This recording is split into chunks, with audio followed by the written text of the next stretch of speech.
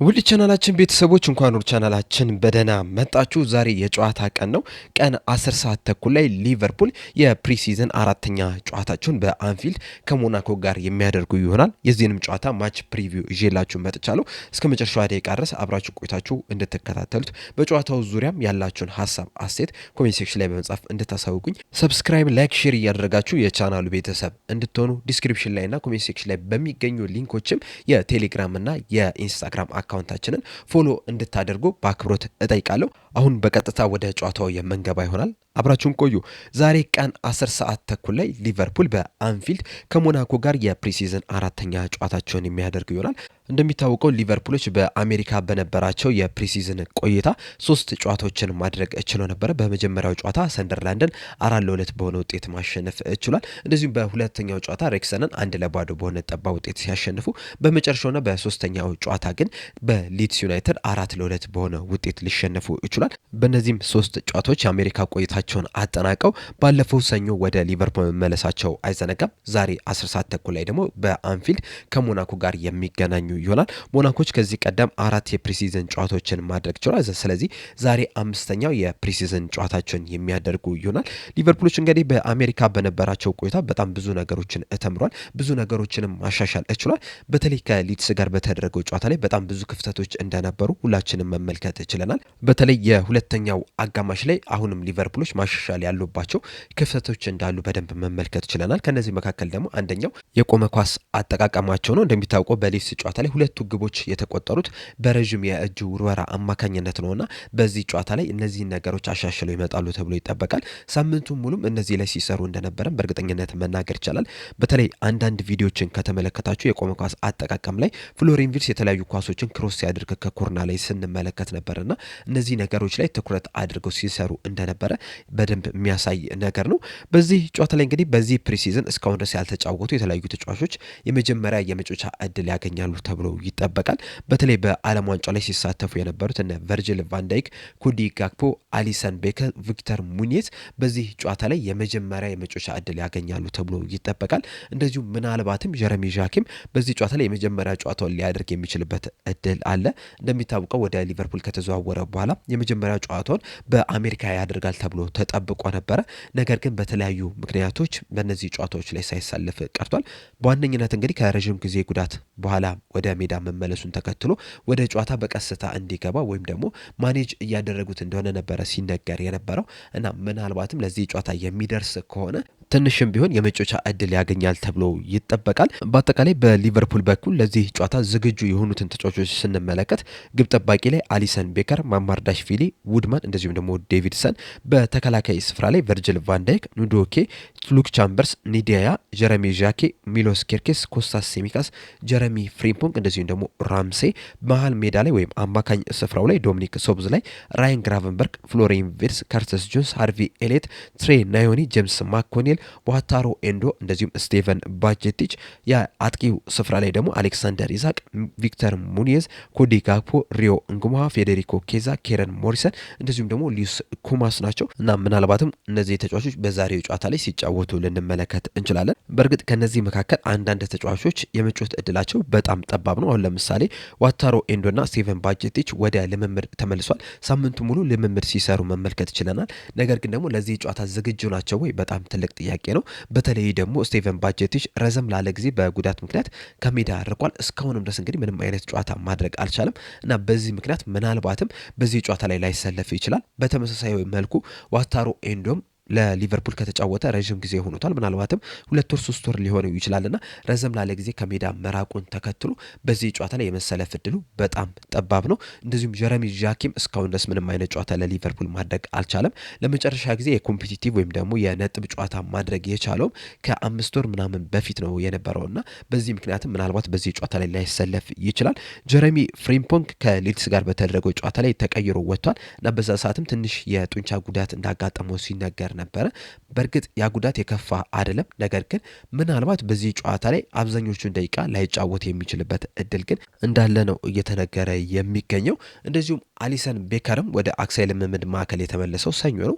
ከዋናው ቡድን ጋርም ልምምድ መስራት የጀመረው ደግሞ ሮብ ዕለት ነውና ከቡድኑ ጋር ብዙ የልምምድ ፕሮግራሞች ላይ አልተሳተፈም እና በዚህ ምክንያት ምናልባት በጣም ትንሽ የሚባል የጨዋታ እድል ሊያገኝ ይችላል። ካልሆነም ደግሞ ከነጭራሹ በዚህ ጨዋታ ላይም ላንመለከት የምንችልበት እድል አለ። እንደዚሁም ከነዚህ በተጨማሪም ደግሞ ኮነር ብራድሊ፣ ሂጎ ኤኪቲኬ፣ ጆቫኒ ሊዮኒ በእርግጠኝነት በዚህ ጨዋታ ላይ የማንመለከታቸው ይሆናል።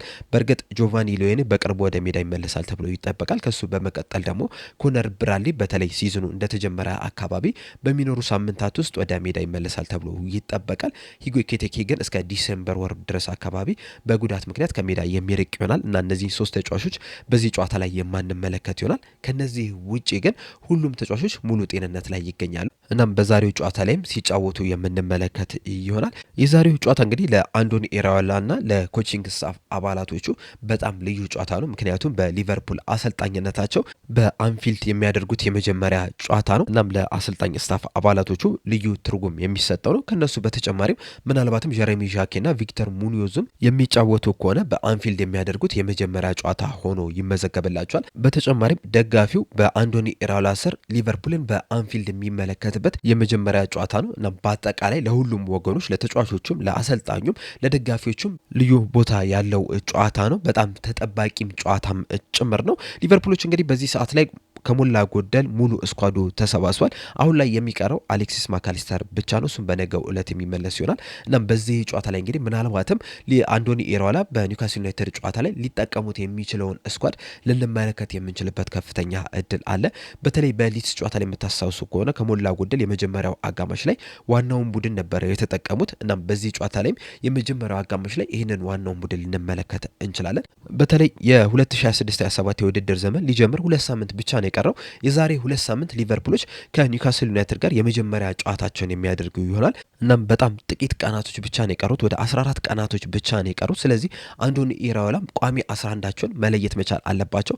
ከለዩም በኋላ ደግሞ እነዚህ ቋሚ 11ዶች ቢያንስ አንዱ ለጨዋታ አብሮ መጮት መቻል አለባቸው። ይህንን ለማድረግ ደግሞ ጥሩ አጋጣሚው በዛሬው ጨዋታ ላይ በተለይ የመጀመሪያው አጋማሽ ላይ ዋናውን ቡድን አንድ ላይ በማስገባት ከዛ ቀጣይ ደግሞ ከኮሞ ጋር 2 ጨዋታዎች ይደረጋሉ። በመጀመሪያው ጨዋታ ላይ ዋናውን ቡድን መጠቀም፣ ከዛ ሌላኛው ጨዋታ ላይ ደግሞ ቤንቹን መጠቀም ይቻላል። ስለዚህ በዛሬው ጨዋታ ላይ በተለይ የመጀመሪያው አጋማሽ ላይ ዋናውን ወይም ቋሚ 11ዱን ልንመለከት የምንችልበት እድል አለ። ስለዚህ በመጀመሪያው አጋማሽ ላይ ቨርጅል ቫንዳይክ፣ ሚሎስ ኬርኬዝ፣ ዶሚኒክ ሶቦስላይ፣ ትሬ ናዮኒ፣ ፍሎሪያን ቪርትዝ፣ አሌክሳንደር ኢሳክ፣ ኮዲ ጋክፖ እንደዚሁም ደግሞ ሪዮ እንጉማ በቋሚነት ሲጀምሩ ልንመለከት የምንችልበት ከፍተኛ እድል አለ።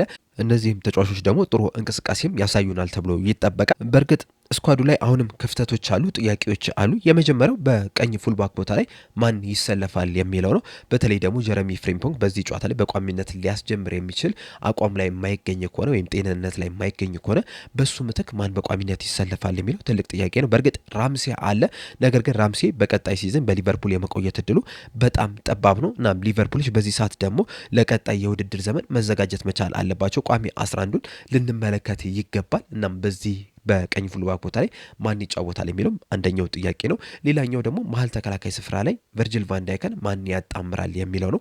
እንደሚታወቀው ጆ ጎሜዝ ጉዳት ላይ ነው የሚገኘው። ጀረሚ ዣኪም በዚህ ጨዋታ ላይ ይሰለፋል አይሰለፍም፣ ይጫወታል አይጫወትም የሚለውም ጥያቄ እስካሁን ድረስ ምላሽ አላገኘለትም። በእርግጥ በትናንትናው ዕለት ሊቨርፑሎች ሮናልድ አሮሆን ከባርሴሎና ለማስፈረም ከስምምነት ላይ ደርሷል። ነገር ግን ለዚህ ጨዋታ ይደርሳል ተብሎ አይጠበቅም። ስለዚህ ያላቸው አማራጮች 3ቱን ወጣት ተጫዋቾች መጠቀም ነው። በእርግጥ እነዚህ 3 ተጫዋቾች ሉክ ቻምበርስ፣ ኑዶኬ፣ ኒዲያ በቅድመ ውድድር ዝግጅት ላይ በነበሩ ጨዋታዎች ላይ ጥሩ የሚባል እንቅስቃሴን ማድረግ ይችሏል። ነገር ግን ደግሞ ለቀጣይ ሲዝን በዋናው ቡድን ላይ ብዙ ጨዋታዎችን ይጫወታሉ ወይ፣ ብዙ የመጮቻ ዕድል ያገኛሉ የሚለው በጣም ትልቅ ጥያቄ ነው።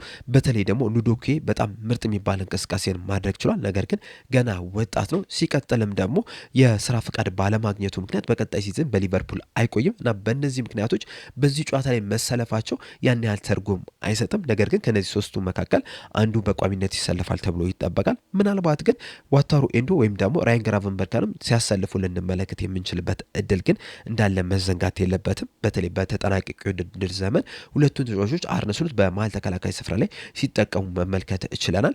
በእርግጥ አንዶኒ ኢራኦላ በበርነማውዝ ቤትም በነበራቸው ቆይታ እንደተመለከትነው ከሆነ የመሀል ሜዳ ተጫዋቹን ወደ ተከላካይ ስፍራ ከማምጣት ይልቅ ወጣት ተጫዋቾችን መጠቀም ይወዳሉ። ነገር ግን ሉክ ቻምበርስ ከሊቨርፑል በውሰቱ ሊወጣ ነው። ኑዶኬም ቅድም እንዳልኳቸው የስራ ፍቃድ የለውም። ስለዚህ ሊቨርፑሎች ያላቸው ብቸኛ አማራጭ ኒዲያ ነው። ኒዲያ ደግሞ የግራ እግር ተጫዋች ነው። በመሀል ተከላካይ ስፍራም በግራ በኩል ነው የሚጫወተው። ቨርጅል ቫንዳይክም ወደ ሊቨርፑል ከመጣ ጀምሮ ላለፉት 9-10 ዓመታትም በግራ በኩል ነው ሲጫወት የተመለከት ነውና በዚህ ጨዋታ ላይ ምናልባትም ቨርጅል ቫንዳይክ ወደ ቀኝ ሊወጣ የሚገደድበት ሁኔታ አለ። እናም ቨርጅል ቫንዳይክን ለመጀመሪያ ጊዜ በቀኝ የመሀል ተከላካይ ስፍራ ቦታ ላይ ሲጫወት ልንመለከተው እንችላለን። ምናልባትም ደግሞ አንዶኒ ኢራኦላ ሪስኩን ወስደው ኑዶኬን ከቨርጅል ቫንዳይክ ጋር ሲያጣምሩት ልንመለከት የምንችልበት ከፍተኛ እድል አለ። በአጠቃላይ ግን ይህ የመሀል ተከላካይ ስፍራ መፍትሄ የሚፈልግ ቦታ ነው። እንደዚሁም በመሀል በተለይ በደብል ፒቮት ላይ አንዶኒ ኢራኦላ የትኛውን አማራጭ ነው የሚጠቀሙት የሚለውም ትልቅ ጥያቄ ነው። በተለይ ትሬናዮኒ በቅድመ ውድድር ዝግጅት ላይ በጣም አስደናቂ የሚባል እንቅስቃሴን ማድረግ ችሏል። በተለይ ቅድም እንዳልኳችሁ በሊድስ ጨዋታ ላይ የመጀመሪያው አጋማሽ ላይ ትሬናዮኒ ከዶሚኒክ ሶብዝ ላይ ጋር ነበር የተጣመሩትና በጣም አስደናቂ የሚባል ጥምረትን ማሳየት ችሏል። እናም ያንን ጥምረት ይደግሙታል ወይስ ዶሚኒክ ሶብዝ ላይን ከራያን ግራቨንበርክ ጋር ነው የሚያጣምሩት የሚለውም በጣም ትልቅ ጥያቄ ነው። በተጨማሪም የአጥቂ ቦታው ላይ በተለይ የክንፍ ቦታዎች ላይ ማንን ነው የሚጠቀሙት የሚለውም በጣም ትልቅ ጥያቄ ነውና አሰልጣኙ እነዚህን ጥያቄዎች የግድ መመለስ መቻል አለበት። በተጨማሪም በዚህ ጨዋታ ላይ ልንመለከታቸው የምንፈልጋቸው አንዳንድ ነገሮች አሉ።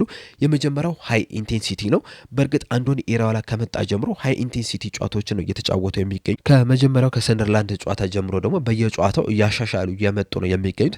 በተለይ የሊድስ ጨዋታ የመጀመሪያው አጋማሽ ላይ በጣም በሃይ ኢንቴንሲቲ ነበር ሲጫወቱ የነበሩትና በዚህ ጨዋታ ላይም ከነዚህ ከሶስቱም ጨዋታዎች የተሻለ ሃይ ኢንቴንሲቲ ከሊቨርፑል ተጫዋቾች ይጠበቃል። በተጨማሪም ሃይ ፕረስም ከተጫዋቾቹ ይጠበቃል። እንደዚሁም በአሜሪካ በነበሩ ጨዋታዎች እንግዲህ ሜዳቸው ያን ያህል ጥሩ የሚባል አልነበረም። በዛሬው ጨዋታ ላይ ግን በአንፊልድ የሚያደርጉት ጨዋታ ነው፣ በሜዳቸው የሚያደርጉት ጨዋታ ነውና የተሻለ የሚባል የኳስ ቅብብሎሽን ልንመለከት ይገባል። በተለይ ትርጉም ያላቸው የኳስ ቅብብሎሽ ፕሮግሬሲቭ ፓሶችን በዚህ ጨዋታ ላይ በተደጋጋሚ ሲያደርጉ መመልከት ይኖርብናል። የተለያዩ ቻንሶችንም ክሬት እንዲያደርጉ ይጠበቅባቸዋል፣ ጎሎችንም እንዲያስቆጥሩ ይጠበቅባቸዋልና በአጠቃላይ ካለፉት 3 የፕሪሲዝን ጨዋታዎች የተሻለውን ሊቨርፑል በዚህ ጨዋታ ላይ የግድ መመልከት መቻል አለብን። በመከላከል ረገድም የተሻለውን ሊቨርፑል መመልከት አለብን። በተለይ ደግሞ በቆሙ ኳሶች በእጅ ሩሮች ላይ በአጠቃላይ በመከላከል ረገድ ካለፉት 3 ጨዋታዎች የተሻለውን ሊቨርፑል በዛሬው ጨዋታ ላይ ልንመለከት ይገባል። በተለይ ቨርጅል ቫንዳይክ መመለሱን ተከትሎ የተሻለ ጥንካሬ ከኋላ መስመሩ እንጠብቃለን። እንደ አጠቃላይ እንደ ቡድን ደግሞ በማጥቃትም ይሁን በመከላከልም ባላንስድ የሆነውን ቲም በዛሬው ጨዋታ ላይ ልንመለከት ይገባል እና ያለንን ብለን ተስፋ እናደርጋለን። እንደዚሁም ተጫዋቾቹም በግላቸውም ለአዲሱ የውድድር ዘመን ብቁና ዝግጁ መሆናቸውን በዛሬው ጨዋታ ላይ ልንመለከት ይገባል። የተሻለ ማች ፊትነስ ላይ እንደሆኑም በዛሬው ጨዋታ ላይ በደንብ ማሳየት መቻል አለባቸው። በእርግጥ በዚህ ጨዋታ ላይ አንዳንድ ተጫዋቾች ምናልባትም ከ70 ደቂቃ በላይም ሊጫወቱ የሚችሉበት እድል አለ ተብሎ ይጠበቃል። አሁን ለምሳሌ ዶሚኒክ ሶቦዝ ላይ ከ70-80 አካባቢ ደቂቃዎችን ሲጫወት ልንመለከት የምንችልበት እድል አለ። ከሱ በተጨማሪም ግን ሌሎቹም ተጫዋቾች እንደዚህ አይነት ደቂቃዎችን ሊጫወቱ ይገባል። አሁን ለምሳሌ እነ ፍሎሪን ቪርትዝ፣ አሌክሳንደር ኢሳክ ቢያንስ እስከ 60ና 70 ደቂቃዎች በሜዳ ላይ ልንመለከታቸው ይገባል። በእነዚህ በሚቆዩባቸውን ደቂቃዎችም ደግሞ ምርጥ ብቃታቸውን ሊያስመለከቱን ይገባል እና በአጠቃላይ በዛሬው በሞናኮ ጨዋታ ላይ ካለፉት 3 ጨዋታዎች ከሰንደርላንድም ከሬክሰን እንደዚሁም ከሊድስ ጨዋታዎችም የተሻለ እንቅስቃሴን በዚህ ጨዋታ ላይ እንጠብቃለን። ያንን እናያለን ወይ አብረን ጨዋታው ሲደርስ የምንመለከት ይሆናል። እናንተስ በዚህ ጨዋታ ላይ ምንድን ነው የምትጠብቁት ከሊቨርፑል የሚለውን ሀሳባችሁን እንዳለ ኮሜንት ሴክሽን ላይ በመጻፍ አሳውቁኝ። ለአሁን ግን እኔ እዚህ ላይ አበቃው። እስከ መጨረሻው ደቂቃ ድረስ ስለተከታተላችሁኝ ከልብ አመሰግናለሁ። በቀጣይ በሌላ እስከምንገናኝ ድረስ ሰብስክራይብ፣ ላይክ፣ ሼር ማድረግ እንዳትረሱ። ቸር ያቆየን።